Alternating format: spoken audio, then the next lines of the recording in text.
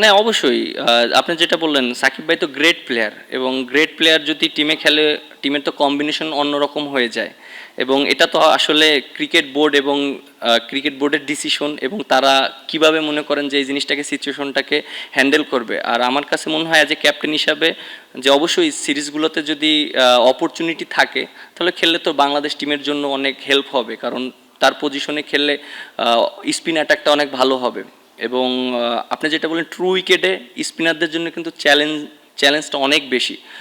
আর true উইকেটে অনেক সময় উইকেট বের বের করতে হলে আপনার ভালো জায়গায় অনেক মেনটেন করে বল করতে হয়, রান কন্টেন করে। সো আপনি যদি রান দিয়ে দেন, তখন কিন্তু অনেক ডিফিকাল্ট হয়ে যায়। সো আমার কাছে মনে হয় যে এই জিনিসটা আমাদের আরও শিখতে হবে। এক্সপিরিয়েন্স রিশাদ, ওর অনেক খেলতে খেলতে অনেক এক্সপিরিয়েন্স হবে আরও যারা আছে। সো আমার কাছে মনে হয় এক্সপিরিয়েন্সটা খুব ইম্পর্টেন্ট যদি খেলতে পারে। দেখেন, আমাদের কিন্তু ফার্স্টে কিন্তু আমাদের লক্ষ্য রাখতে হবে, আমাদের কিন্তু পয়েন্ট খুবই ইম্পর্টেন্ট। প্রত্যেকটা পয়েন্ট আমাদের জন্য অনেক অনেক ইম্পর্টেন্ট।